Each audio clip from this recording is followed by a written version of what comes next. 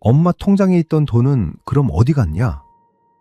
어머니 무릎 수술비 480만 원을 낸 지 2달 만에 57 아나가 오빠에게서 들은 첫 마디였어요. 고맙다도 아니고 미안하다도 아니었어요. 8년 동안 병원비도 기저귀 값도 간병인 비용도 아나가 냈거든요. 통장에서 매달 빠져나가는 자동이체 6줄 중에 4이 어머니 몫이었고요. 그런데 그날 그 식탁에서 죄인이 된 사람은 아나였어요. 아나는 안방 장롱 아래 칸에 8년치 영수증을 라면 상자 하나로 모아뒀거든요. 그걸 꺼내려고 방문 앞까지 갔다가 손잡이를 잡은 채로 멈춰 섰어요. 왜 멈췄을까요? 증거가 없어서가 아니었어요.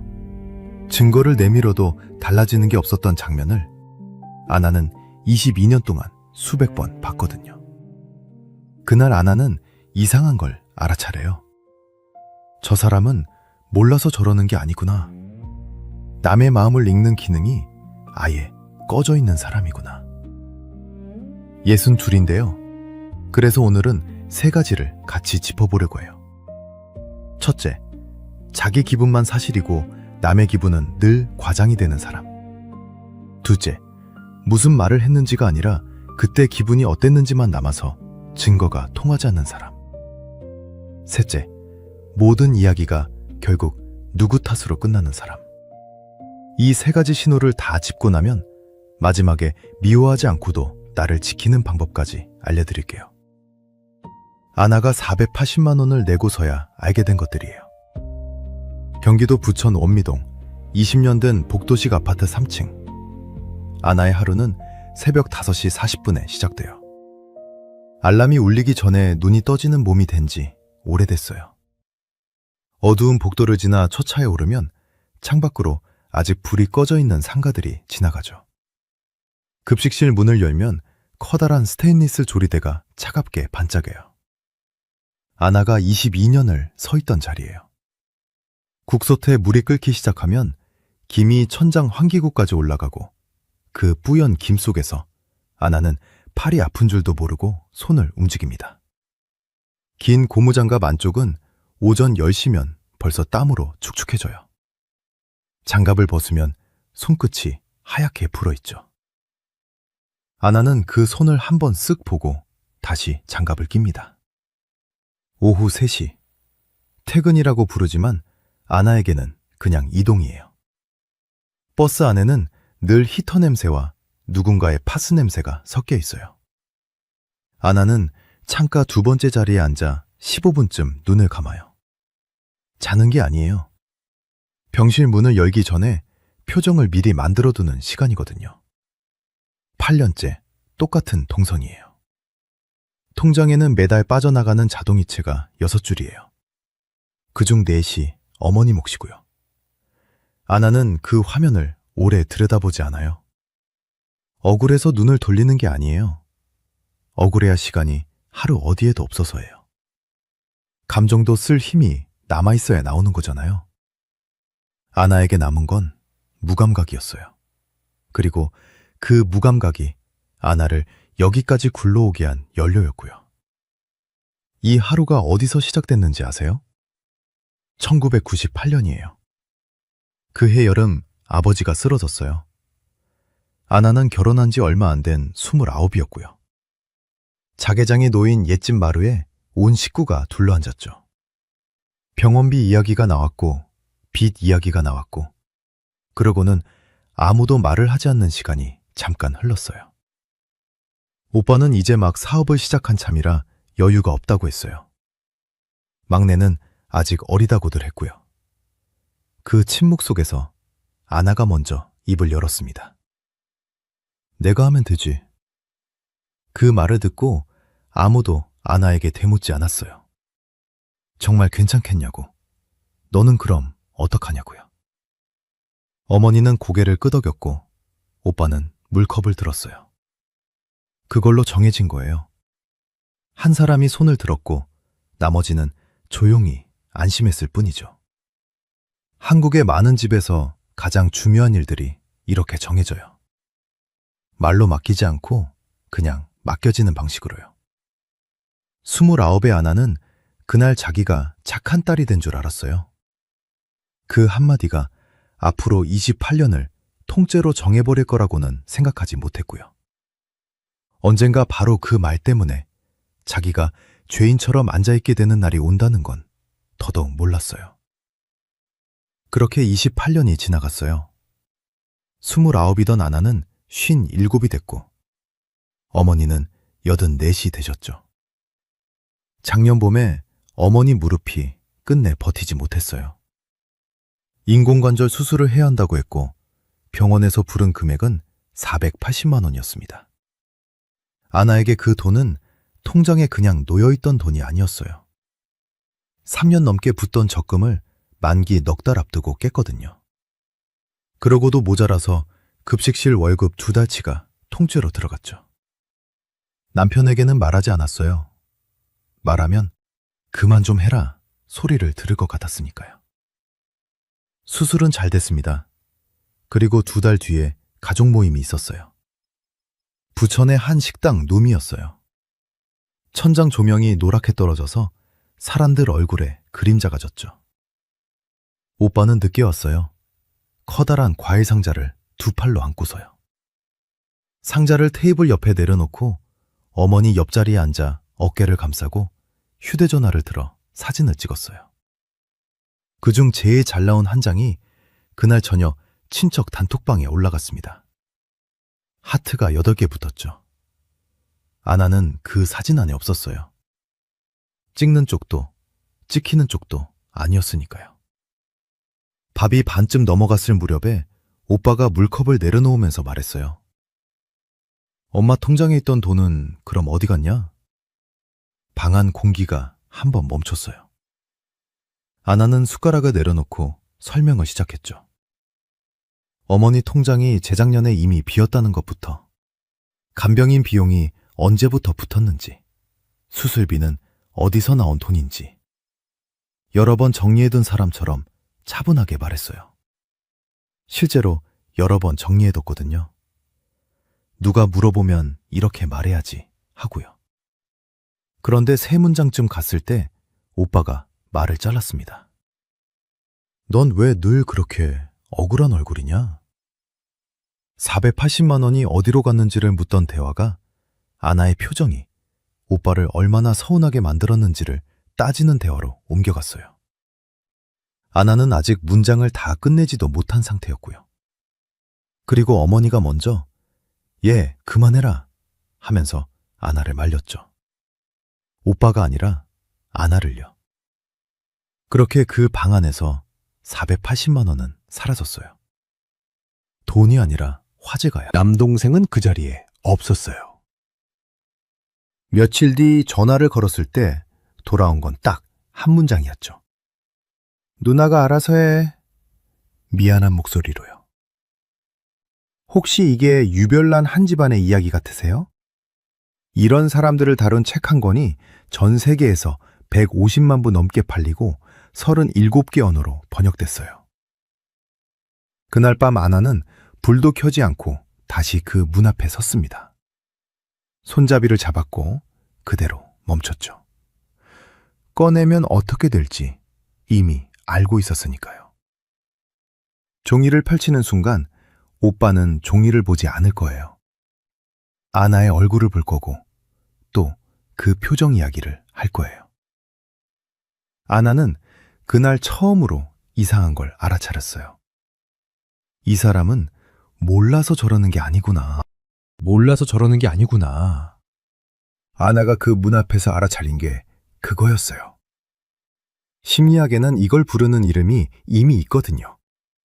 정신화라고 해요. 런던 대학교 심리학자 피터 포나기가 정립한 개념인데 쉽게 말하면 마음 읽는 능력이에요.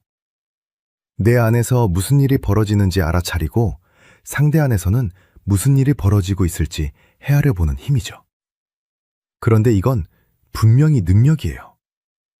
있는 사람이 있고 잘하다만 사람이 있어요. 여기서 이야기가 뒤집혀요. 우리는 보통 저런 사람을 두고 이기적이다, 인성이 문제다 라고 말하잖아요. 그런데 포나기의 틀로 보면 그건 성격의 문제가 아니에요. 기능의 문제예요. 나쁜 마음을 먹은 게 아니라 남의 마음을 비추는 스위치 하나가 꺼져 있는 거죠. 그럼 그 스위치가 꺼져 있는지 어떻게 알아볼까요? 신호가 세 가지 있어요. 첫 번째, 자기 기분만 사실이고 남의 기분은 과장이에요. 이런 사람 안에서 자기 감정은 뉴스처럼 실제예요. 그런데 상대의 감정은 다르게 처리돼요. 저건 예민한 거고 저건 유난인 거죠. 그 식당 놈이 정확히 그랬어요. 그 자리에서 제일 큰 사건은 480만 원이 아니었어요. 아나의 표정이었죠. 돈이 나간 일보다 그때 자기가 느낀 불편함이 더 진짜였던 거예요. 그러니 화제가 그쪽으로 굴러가죠. 넌 왜 늘 그렇게 억울한 얼굴이냐? 로요. 그래서 이런 사람에게선 사과가 아니라 해명이 돌아와요. 사과는 상대 마음에 무슨 일이 났는지를 봐야 나오는 말이거든요. 두 번째, 대화가 내용이 아니라 온도로만 굴러가요. 보통 대화가 끝나면 두 가지가 남아요. 무슨 말이 오갔는지, 그때 기분이 어땠는지. 그런데 마음 읽기가 꺼진 사람에게는 두 번째만 남습니다. 녹음기가 아니라 온도계를 달고 사는 셈이죠. 그래서 8년치 영수증이 아무 힘이 없었던 거예요. 아나는 늘 내용을 준비했어요. 날짜, 금액, 병원 이름. 그런데 상대는 내용을 저장하지 않는 사람이에요. 그 라면 상자를 통째로 쏟았어도 그 사람에게 남는 기록은 한 줄이었을 거예요. 오늘 동생이 나를 몰아세웠다. 아나가 증거를 못 모은 게 아니에요. 증거가 들어갈 자리가 없는 사람 앞에서 22년을 모은 거죠. 여기서 잠깐만요. 혹시 나도 저런가 싶어 서늘해지셨을 수도 있어요. 그 걱정을 지금 하고 계신다는 것 자체가 답이에요. 내 마음이 남에게 어떻게 닿을지 돌아보는 그 동작이 바로 마음 읽기거든요. 스위치가 꺼진 사람은 이런 이야기를 들으면서 자기를 떠올리지 않아요. 자기를 힘들게 한 사람만 떠올리죠. 세 번째, 모든 이야기가 결국 누구 탓으로 끝나요. 이런 사람은 자기 이야기를 고쳐 쓰지 못해요. 자기가 잘못한 버전을 견디지 못하거든요. 그걸 인정하는 순간 자기가 통째로 무너진다고 느끼니까요. 그래서 사실이 자기 이야기와 어긋나면 이야기가 아니라 사실 쪽을 고쳐요. 오빠의 기억 속에서 그는 지금도 가족을 책임진 장남이에요. 명절마다 어머니를 찾아갔고 큰 과일 상자를 들고 갔죠. 8년치 병원비는 그 기억 안에 없어요. 이건 거짓말이 아니라 편집이에요. 거짓말은 진실을 알면서 다르게 말하는 거잖아요. 편집은 자기도 그게 진실인 줄 알아요. 그래서 그렇게 당당한 거고, 그래서 아무리 따져도 이길 수가 없는 거예요. 나르시시즘이라는 단어를 떠올리셨을 수도 있어요. 그런데 저는 진단명을 붙이는 건 권하지 않아요. 이름표를 다는 순간 이해하는 데가 아니라 미워하는 데 힘을 쓰게 되거든요. 그럼 이 능력은 어디서 자랄까요? 존 볼비에서 시작된 애착 연구의 답은 간단해요. 어릴 때 누군가 내 마음을 대신 읽어준 경험이 쌓여야 남의 마음을 읽는 힘도 자라요. 여기까지가 그 사람 쪽 이야기예요. 그런데 마음 읽기가 꺼진 사람은 세상 어디에나 있는데 왜 하필 우리나라에서 이게 더 아플까요? 이유는 단순해요. 우리나라엔 마음 읽기를 배우지 않아도 되게 해주는 장치가 있거든요. 바로 나이입니다. 장유유서라는 말 익숙하시죠? 순서를 지키라는 뜻인데 실제로는 다르게 작동해요. 나이가 많은 쪽이 이미 옳은 사람이 되거든요. 거기에 장남이라는 자리가 얹히면 무엇을 했느냐는 질문에서 아예 빠져나가죠. 다른 나라에선 나이를 먹어도 계속 검증을 받아요. 약속을 지키는지, 남의 사정을 헤아릴 줄 아는지. 그런데 우리는 나이가 그 검증을 대신해 줍니다. 나이 자체가 자격증인 셈이죠. 62이면 어른 대접은 이미 끝나 있습니다. 그러니 마음이 더 자랄 이유가 없어요. 잘하지 않아도 손해볼 게 없거든요. 그럼 손해는 누가 볼까요? 여기서 두 번째 장치가 나와요. 네가 이해해라. 아나가 평생 들어온 말이죠. 그런데 이 말은 늘 가족 안에서 가장 말이 통하는 사람한테 갑니다. 제일 잘 참고, 제일 눈치 빠르고, 제일 성숙한 사람이요. 그 사람이 늘 양보 담당이 돼요. 이상하지 않으세요? 마음이 자란 대가로 벌을 받는 구조잖아요. 성숙할수록 더 많이 지고 미성숙할수록 더 편하게 사는 겁니다. 세 번째는 정산이 없는 회계예요. 돌봄과 돈은 딸이나 며느리 한 사람 통장에서 빠져나가는데 공은 모두가 나눠 가지죠. 사진은 명절에 다 같이 찍고 이체는 매달 한 사람이 합니다. 앞서 그 과일 상자 사진이 단톡방에 올라가더니 그게 이 회계의 전부죠. 장부가 없으니 정산도 없어요. 이게 솔직히 화가 나는 부분이에요. 오빠 한 사람이 아니라 그런 사람이 60이 넘도록 아무 불편 없이 살게 받쳐준 구조가요. 그런데 그 구조가 끝까지 그를 지켜주지는 않습니다. 보건복지부 고독사 실태조사를 보면 2024년 고독사 사망자가 3,924명이었어요. 전년보다 7.2% 늘어난 숫자죠. 그중 60대 남성이 1,089명으로 27.8%, 50대 남성이 1,028명으로 26.2%예요. 2017년부터 2023년까지 보면 고독사의 74.8%가 40대에서 60대 중장년이었어요. 저는 이 숫자를 오빠 같은 사람을 벌주는 근거로 쓰고 싶지 않아요. 고소해야 숫자가 아니거든요. 앞서 말한 마음 읽기가 꺼진 채 나이만 먹으면 그 곁에 누가 남을까요? 처음엔 다들 참아줍니다. 그러다 한 사람씩 조용히 멀어져요. 마지막에 남는 건 자기가 옳았다는 기억 하나뿐이죠. 그래서 저는 아나에게 이렇게 말해주고 싶어요. 오빠는 이미 자기 몫의 결과를 받는 중이라고. 그러니 미워하는 일까지 굳이 떠맡지 않아도 된다고요. 그런데 여기서 가장 아픈 이야기를 하나 해야 해요. 아나는 22년을 다 받아줬어요. 그럼 그 22년 동안 오빠에게는 무슨 일이 있었을까요? 아무 일도 없었어요. 그게 핵심이에요. 설명해주고 대신 내주고 참아주는 사람이 곁에 있으면 남의 마음을 헤아릴 이유도 계산을 배울 일도 사과를 연습할 기회도 오지 않아요. 62이 되도록 그가 그 자리에 그대로 있었던 건 유난히 고집이 세서가 아니었어요. 바뀌지 않아도 아무 손해가 없는 세상에 살고 있었기 때문이에요. 그 세상을 매달 자동이체로 떠받쳐온 사람이 아나였습니다.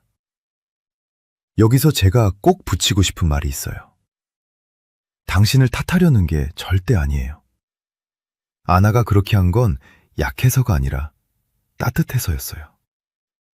가족 한 사람이 무너지는 걸 두고 볼 수 없는 마음. 그건 결함이 아니라 능력이거든요. 다만 그 능력이 잘못된 쪽으로 흘렀을 뿐이에요. 그 사실이 아나에게 도착한 건 밤 11시가 넘어서였어요. 형광등은 켜지 않고 후드등 하나만 켠 부엌. 식탁 위에는 아침에 데워놓고 손도 못 댄 국그릇이 그대로 식어 있었어요. 아나는 그 앞에 앉아서 소리를 내지 않고 울었습니다. 어깨가 흔들리는데 소리가 안 나요. 22년 동안 소리내서 우는 법을 잊어버린 사람의 울음이 그래요. 손등으로 눈을 눌렀다가 떼면 또 젖어 있었죠. 남편이 문간에 서 있었어요. 물류센터에서 15년을 일한 그 사람은 말주변이 없어요. 아나는 남편의 그만 좀 해라를 오랫동안 비난으로 들어왔고요. 그런데 그날 밤 남편은 아무 말도 못하고 한참을 서 있다가 딱 한마디만 했어요. 네가 다 한 거 나는 안다. 다음날 아침엔 딸에게서 전화가 왔어요. 29딸은 늘 그렇듯 짧게 말했죠. 엄마도 좀 끊어내. 아나가 22년 동안 자기한테 한 번도 못해준 말이었어요. 그리고 오후 요양병원 창가침대. 84 어머니가 창밖으로 오래 보다가 아나 쪽으로 고개를 돌렸어요. 내가 너한테만 그랬지. 그게 전부였어요. 미안하다는 말도 고맙다는 말도 없었죠. 사과라고 부르기엔 너무 부족한 6글자였어요. 그런데 아나는 그 자리에서 21번 크게 쉬었습니다. 평생 닫혀있던 문이 손가락 하나 들어갈 만큼 열린 거예요. 그 정도만 열려도 사람은 숨을 쉴 수 있거든요. 그날 아나는 알았어요. 자기가 고쳐야 할 사람은 오빠가 아니었다는 걸. 22년을 들여 붙잡고 있던 그 사람 자리에 정작 자기 자신이 한 번도 앉아본 적이 없었던 거예요. 그럼 이제 뭘 해야 할까요? 미워하지도 않고 끊어내지도 않고. 답은 생각보다 작은 데 있어요. 다만 시작하기 전에 하나만 못 받고 갈게요. 지금부터 말씀드릴 3가지는 손절이 아니에요. 관계를 끊어내는 기술도 아니고 못 본 척 자리를 피하는 회피도 아니에요. 이건 적극적인 자기보호예요. 명절에도 가고 전화도 받고 병실에서 마주치기도 하면서요. 다만 그 자리에서 나를 다 태우지는 않는 것. 관계 밖으로 나가는 방법이 아니라 관계 안에서 내가 닳지 않는 방법이에요. 여기서 기댈 만한 연구가 하나 있어요. 스탠퍼드 대학교 심리학자 제임스 그로스의 정서조절 연구예요. 그로스는 감정을 다루는 방식을 크게 2갈래로 나눴어요. 하나는 억제. 속에서 뭐가 확 올라와도 표정을 굳히고 꾹 눌러 참는 방식이죠. 다른 하나는 인지적 재평가예요. 말이 좀 딱딱하죠? 쉽게 말하면 지금 벌어지는 상황의 의미를 다시 해석해 보는 거예요. 저 사람이 나를 무시했다에서 저 사람은 지금 저것밖에 못한다로 상황에 붙은 이름표를 바꿔다는 겁니다. 그런데 두 방식의 결과가 확연히 갈렸어요. 억제는 겉만 조용해요. 몸 안의 긴장은 그대로 남아서 참은 사람만 혼자 지쳐요. 반대로 의미를 다시 해석한 쪽은 감정도 덜 남고 소진도 훨씬 적었어요. 그러니까 아나에게 필요했던 건 더 잘 참는 법이 아니었어요. 다르게 해석하는 법이었죠. 그럼 그걸 오늘부터 어떻게 해볼 수 있을까요? 3가지예요. 딱 3가지만요. 첫 번째, 3초 이름 붙이기. 반응하기 전에 상대의 상태에 이름을 먼저 붙이는 거예요. 이게 왜 힘이 있냐면요. 이름을 붙이는 그 짧은 순간에 마음이 감정 회로에서 판단 회로로 넘어가거든요. 그로스가 말한 인지적 재평가가 바로 이 지점에서 일어나요. 방법은 이래요. 화면에 그 사람 이름이 뜨면 바로 받지 마세요.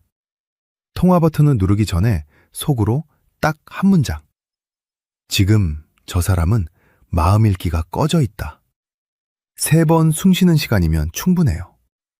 문자로 온 거면 읽기 전에, 얼굴 보는 자리면 문을 열기 전에 그 한 문장. 문장은 꼭 저걸 쓰지 않아도 돼요. 이건 나에 대한 평가가 아니다도 괜찮아요. 중요한 건 통화가 시작되기 전에 내가 먼저 한 문장을 쥐고 들어간다는 것. 그러면 첫 마디에 심장이 덜컥 내려앉는 일이 확실히 줄어요. 두 번째, 감정을 뺀 세 문장. 설명을 멈추고 정보만 남기는 거예요. 이게 왜 필요할까요? 온도로만 굴러가는 대화에 내가 온도를 더 보태면 그 사람이 그 화제에 더 오래 머물러요.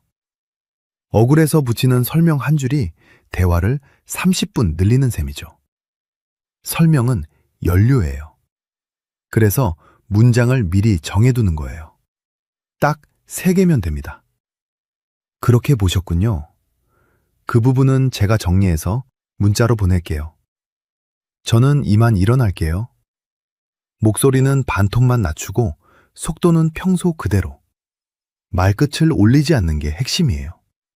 말끝이 올라가면 상대는 그걸 대화를 더하자는 신호로 받아들이거든요. 문자로 옮기자고 하는데도 이유가 있어요. 글로 옮기면 온도가 빠지고 내용만 남아요. 표정도 목소리도 없으니 그 사람이 물고 들어질 재료 자체가 줄어드는 통로인 셈이죠. 물론 명절 밥상에서 이게 쉽지 않다는 거 알아요. 온 식구가 앉아있는데 혼자 일어나기가 어디 쉽나요? 그래서 처음엔 딱 한 번만요. 3문장 중에 제일 만만한 하나만 골라서 한 번만 써보는 걸로 시작하면 돼요. 세 번째, 15분 회수 루틴. 통화나 만남이 끝난 직후 15분을 나에게 되돌리는 거예요. 소지는 사건에서 오지 않아요. 사건이 끝난 뒤에 그 장면을 혼자 20번 다시 돌려보는 되새김에서 와요.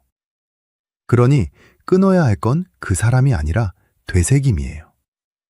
첫 5분은 찬물로 세수하고 창가에 서 있기. 몸의 온도를 먼저 떨어뜨리는 거예요. 다음 5분은 오늘 내가 한 일 3가지를 적어요. 잘한 일이 아니라 그냥 한 일이요. 국을 400인분 끓였다. 어머니 약을 받아왔다. 세탁기를 돌렸다. 이렇게요.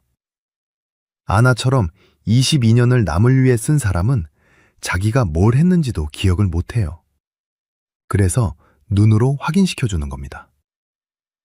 마지막 5분은 좋아하는 노래 한 곡. 가사 있는 노래가 좋아요. 머릿속에서 계속 재생되던 그 목소리를 다른 소리로 덮어주니까요. 매일 하지 않아도 됩니다. 통화가 있던 날, 딱 그날 한 번만요. 그리고 이걸 한꺼번에 하지 마세요. 첫 주에는 3초 이름 붙이기 하나만. 둘째 주에 3문장을 얹고, 셋째 주에 15분 루틴까지. 순서대로 하나씩 올리는 게 훨씬 오래 갑니다. 아나도 첫 주에는 첫 번째밖에 못했어요. 3문장은 입에서 안 떨어졌고 15분 루틴은 잊어버렸죠. 그런데 그 한 문장은 쥐고 전화를 받은 날 통화가 끝나고 남은 시간이 달라졌어요. 예전 같으면 2시간을 부엌에 서서 곱씹었을 텐데 그날은 20분 만에 다른 일로 넘어갔거든요. 오빠는 하나도 안 변했는데요. 아나는 그 상자를 버리지 않았어요. 라면 상자는 지금도 안방 장롱 아래 칸에 그대로 있습니다. 버려야 끝나는 건 아니거든요. 다만 아나는 이제 그걸 꺼내려고 손을 뻗지 않아요. 증명해 보여야 할 사람이 사라졌으니까요. 며칠 전 아침이었어요. 요양병원 창가로 햇빛이 길게 들어와서 이불 끝까지 닿아 있었고 어머니는 자고 있었죠. 아나는 오랜만에 꺼내 입은 주황색 가디건 소매를 만지작거리며 그 빛을 보고 있었어요. 그러다 아주 오랜만에 떠오른 게 하나 있었어요. 자기 이름이었어요. 누구의 딸도, 누구의 누나도, 누구의 엄마도 아닌 그냥 자기 이름이요. 그 사람을 잘하게 하는 건 내 몫이 아니었어요. 내 몫은 나였어요. 혹시 지금 그런 상자를 하나 품고 계신 분이 있다면 저는 그 마음편에 서 있을게요. 오늘 준비한 내용은 여기까지예요. 시청해 주셔서 감사합니다.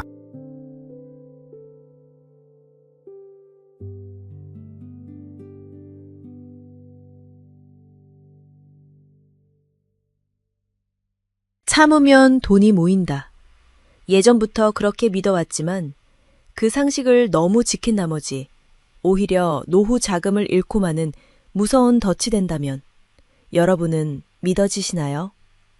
우리 세대는 오랫동안 가족을 위해 헌신해온 완벽주의와 집착이 강해서 낭비는 나쁘다는 생각에 사로잡히기 쉽습니다. 하지만 지나친 참을성의 절약은 마음에 강한 스트레스를 낳고 무의식적인 충동 구매라는 돌이킬 수 없는 적자를 불러일으킵니다.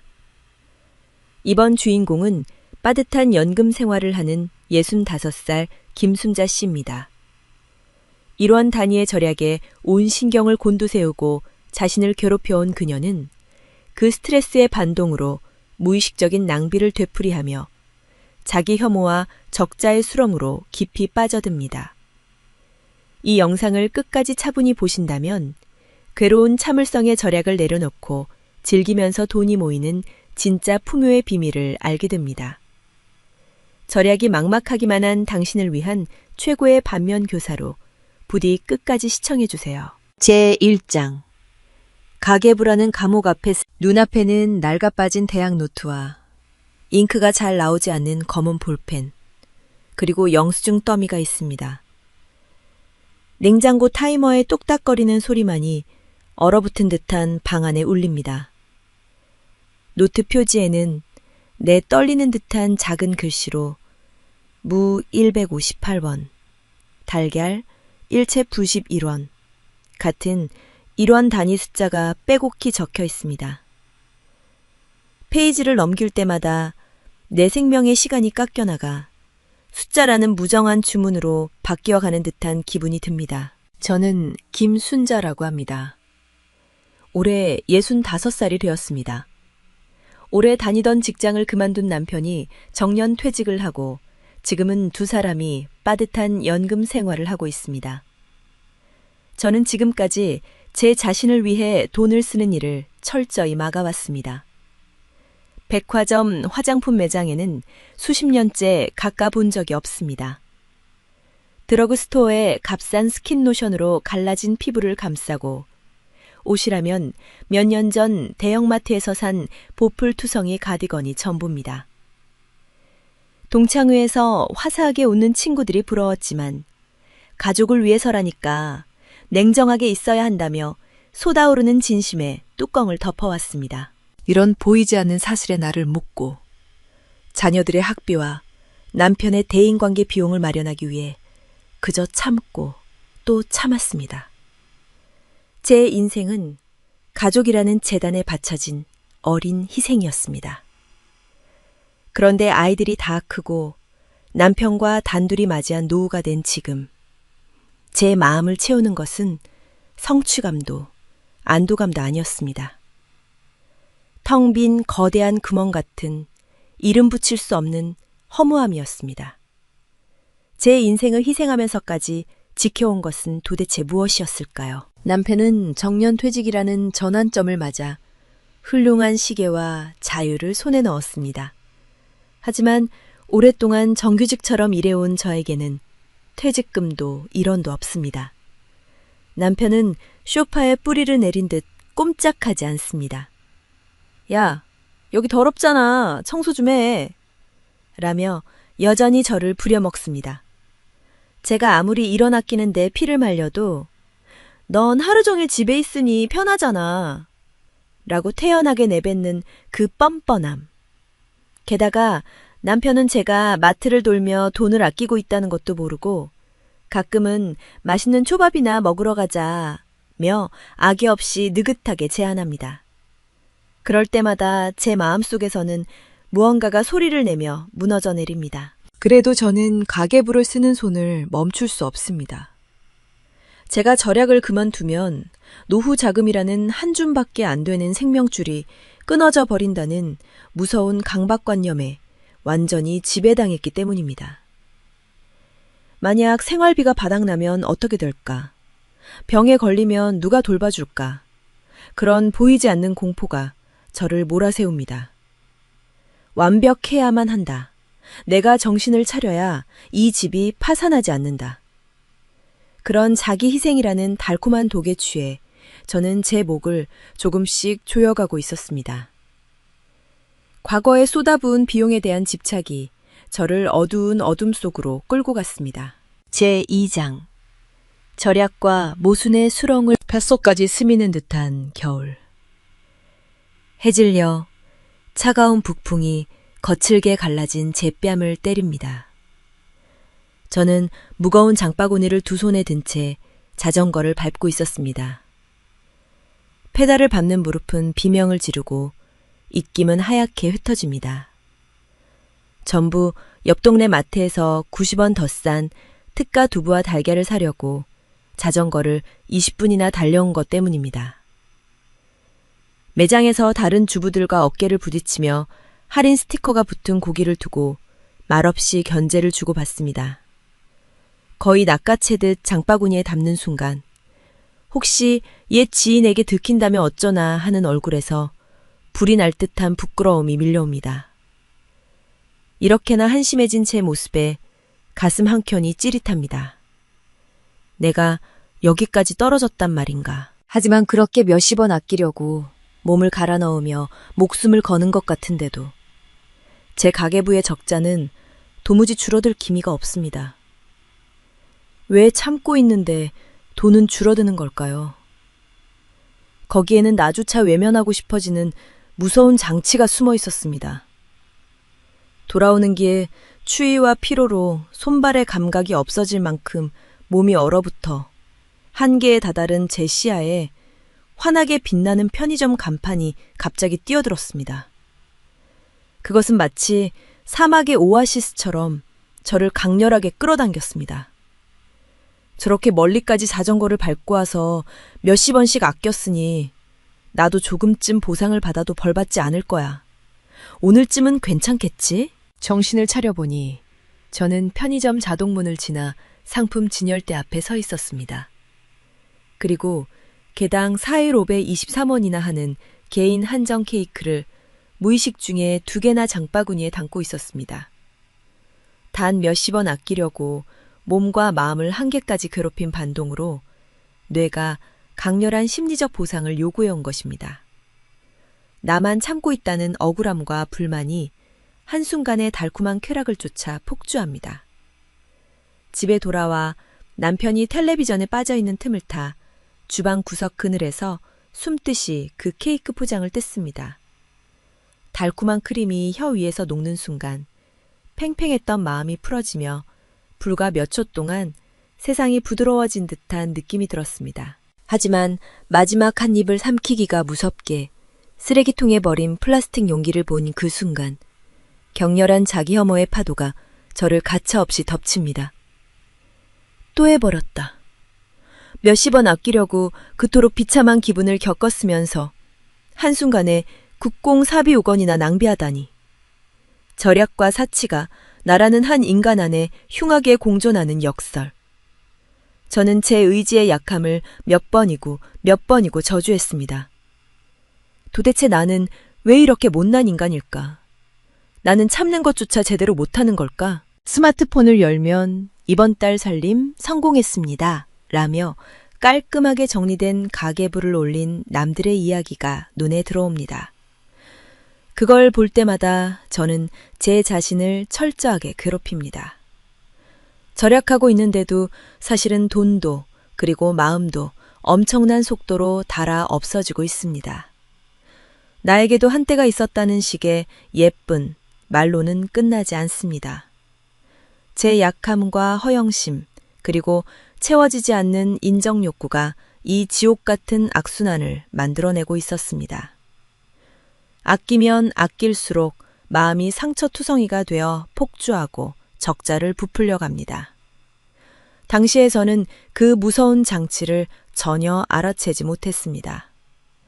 완벽한 절약이라는 거짓을 쫓아 저는 완전히 인생의 길을 잃고 있었습니다. 제3장 심야의 마법은 시계 바늘이 새벽 2시를 가리키고 있었습니다.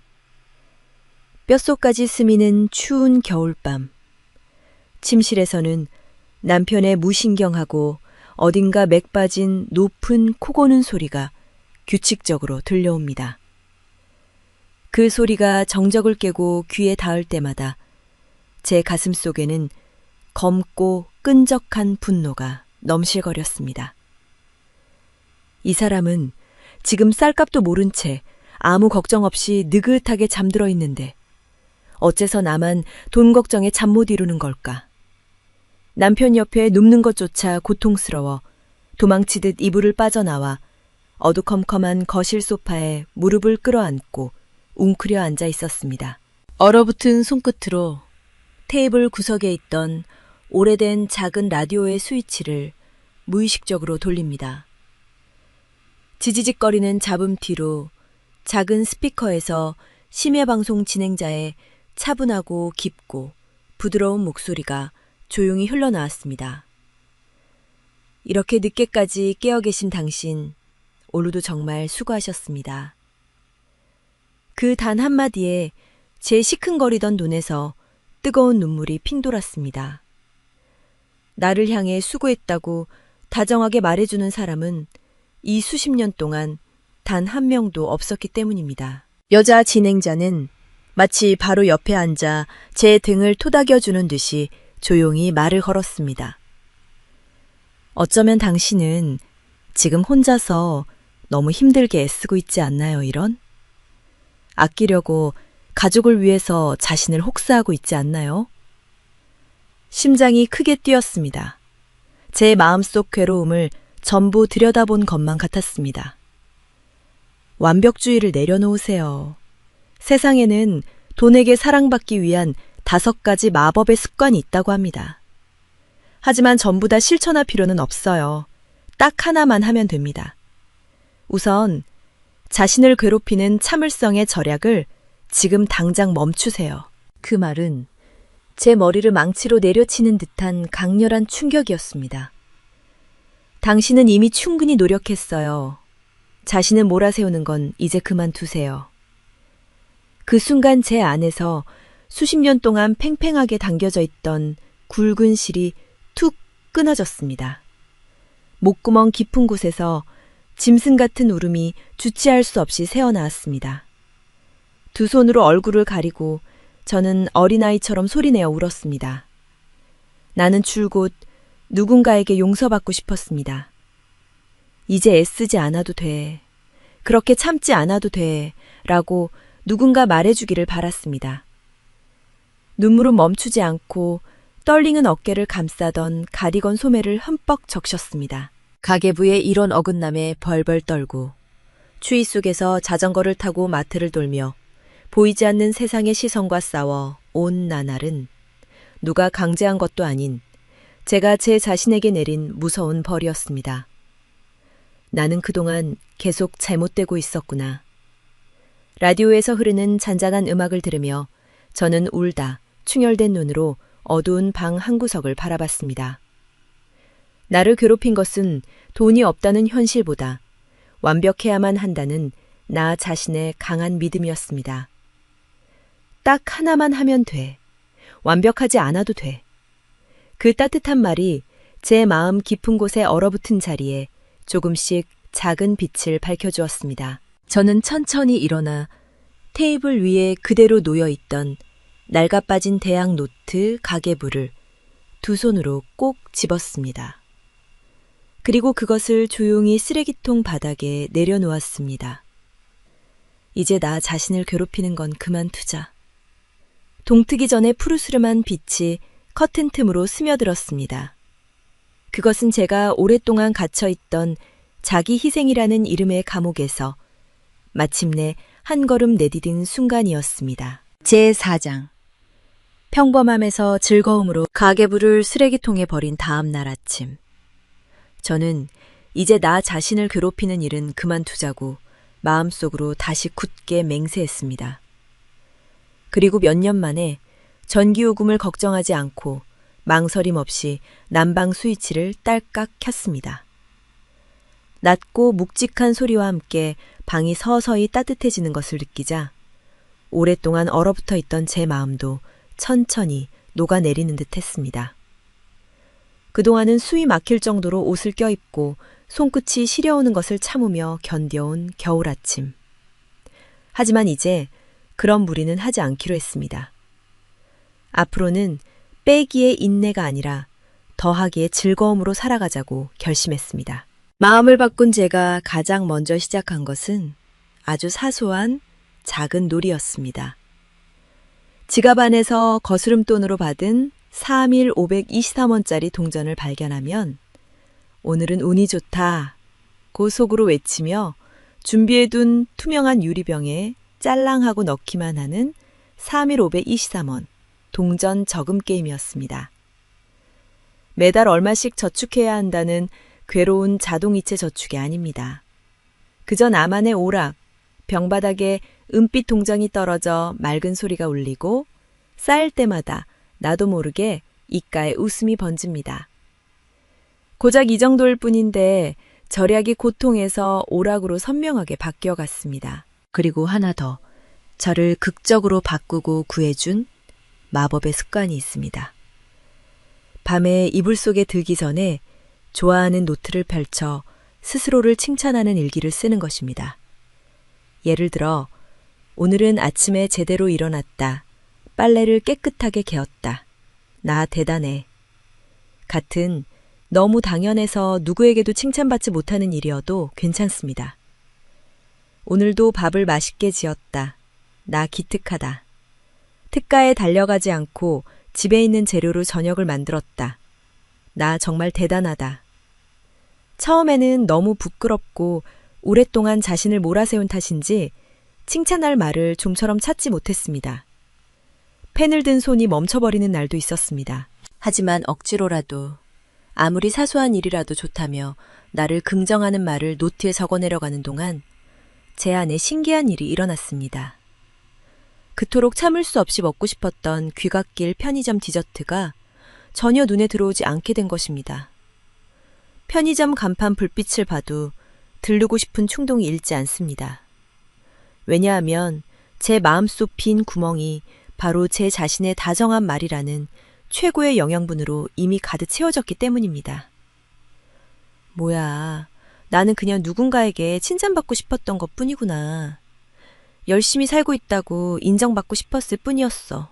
오랫동안 채워지지 않았던 인정 욕구를 남에게서 구하지 않고 내가 나를 안아주고 채워주는 것.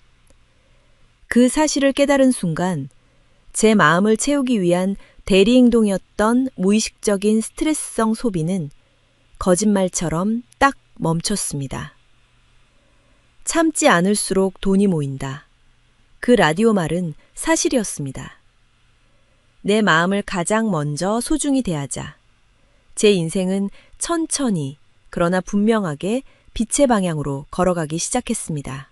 제5장 허영을 버린 안전지대. 제가 조금씩 마음의 평온을 되찾고 생활 리듬이 편안하게 자리를 잡기 시작할 무렵 늘 다니던 마트에서 집으로 돌아오는 길에 동네 사람들의 수다 모임에서 옛 친구 이영희 씨의 소문을 우연히 듣게 되었습니다.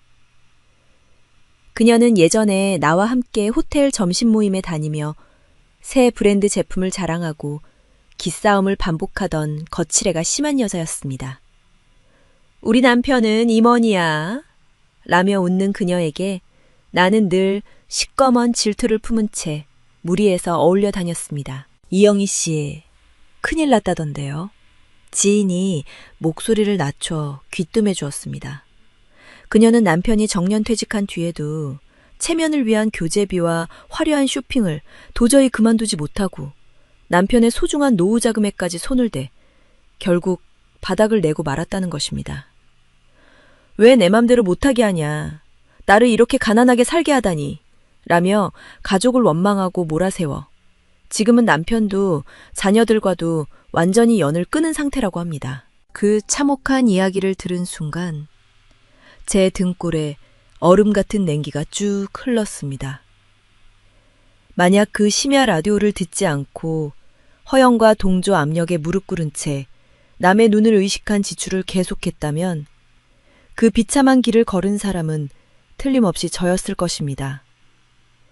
제 허영심과 인정욕구라는 약함이 바로 나를 파멸의 벼랑 끝까지 몰아넣었던 것임을 새삼 깨달았습니다.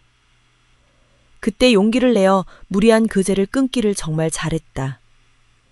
무서운 몰락의 소문을 들으며 저는 식은 두 손으로 제 가슴을 쓸어내렸습니다. 잔인한 일이지만 허영이라는 수렁에 빠져가는 그녀와 아슬아슬하게 안전지대로 도망쳐 나온 저. 남과 비교하는 독을 버린 제 선택은 결코 틀리지 않았음을 몸으로 확신한 사건이었습니다. 제6장 452만 3천 원짜리 최고의 사치가 남의 눈을 의식하는 남 중심의 독을 완전히 빼내고 그로부터 다시 몇 달이 지났습니다. 1원 단위의 괴로운 절약을 그만두고 추우면 망설이지 않고 난방을 켜고 4일 523원 동전 저금을 게임처럼 그저 즐기고 있을 뿐인데 가끔씩 들여다보는 통장 잔액은 어쩐지 조금씩 분명히 늘기 시작했습니다. 스트레스가 곧 최대의 낭비라는 것을 깨달으니 그 최대의 낭비가 말끔히 사라지면서 월 452만 3천 원이라는 제한된 연금으로도 충분히 거스름돈이 남을 지경이 되었습니다. 참는 것을 그만두었는데 돈이 모이다니 신기한 일이지요. 돈에 대한 집착에서 벗어나 마음에 압도적인 여유가 생긴 저는 지금 돈이 들지 않는 동네 산책을 마음껏 즐기고 있습니다. 이런 곳에 예쁜 화단이 있었네. 오늘은 바람이 차갑봤지만 기분 좋구나. 익숙했을 풍경이 아주 선명하게 새롭게 보입니다. 그리고 최근에 제 안에 작은 새 목표가 생겼습니다. 사회와의 연결을 되찾고 싶어 일주일에 이틀만 무리하지 않는 범위에서 동네 마트 상품 진열 아르바이트에 도전해 보려고 합니다. 돈이 궁해서가 아닙니다. 고맙습니다 라는 말을 들을 수 있는 자리에서 누군가에게 도움이 되는 기쁨을 느끼기 위해서입니다. 나에게도 아직 할 수 있는 일이 있다. 그렇게 생각하는 긍정적인 활기가 몸 깊은 곳에서부터 보글보글 솟아납니다. 집에 돌아오면 남편은 여전히 텔레비전 앞에서 꼼짝하지 않습니다. 하지만 그런 남편에 대한 답답한 불만도 이제는 이 사람도 그저 서툰 사람일 뿐이구나 하고 조금은 부드럽게 넘길 수 있게 되었습니다. 기대를 내려놓으니 화도 나지 않습니다. 브랜드 가방도 호텔 점심도 없습니다. 하지만 지금의 저는 세상 누구보다 마음이 풍요롭고 최고의 사치를 누리고 있습니다. 겨울의 부드러운 햇살 아래에서 저는 진심으로 그렇게 미소 지을 수 있습니다. 어떠셨나요? 절약을 위해 자신을 괴롭히는 참을성은 마음을 몹시 닳게 하고 마침내 스트레스라는 큰 되갚음이 되어 우리의 소중한 돈을 가차없이 빼앗아갑니다. 중요한 것은 완벽주의를 단호히 내려놓는 것, 그리고 절약을 고통이 아니라 게임 같은 즐거움으로 조금씩 바꿔가는 것입니다. 그동안 가족을 위해서 그리고 막연한 미래에 대한 불안 때문에 당신은 충분히 참고 몸을 아껴가며 애써왔습니다. 그만 자신을 비난하는 것은 오늘로 끝내지 않으시겠어요? 오늘부터는 마음에 드는 노트 한 권을 준비해 자기 칭찬을 시작해보세요. 다른 누구도 아닌 당신 자신의 마음을 가장 먼저 다정하게 채워주세요. 마음이 풍요롭게 젖어들고 본래의 미소가 돌아오면 돈은 나중에 저절로 당신 곁으로 따라옵니다. 당신의 앞으로의 소중한 인생이 참음의 굴레에서 완전히 벗어나 평온하고 미소 넘치는 나날이 되기를 진심으로 응원합니다. 끝까지 시청해 주셔서 감사합니다. 여러분은 과거의 김순자 씨처럼 가족을 위해 1원 단위 절약을 지나치게 하다가 그 스트레스의 반동으로 나도 모르게 달콤한 것을 충동 구매하고 심한 자기 혐오에 빠진 경험이 있으신가요? 부디 댓글로 여러분의 경험담을 들려주세요.